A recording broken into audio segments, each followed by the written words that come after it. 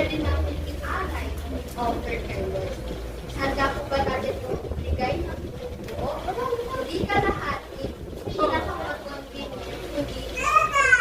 Kasi ang akala ko po, hindi naman nagbigay ng offer sa akin. Hindi niya po pinipili hindi niya po pinipili yung mas madali para sa inyo. Ibigay niyo po ang lahat sa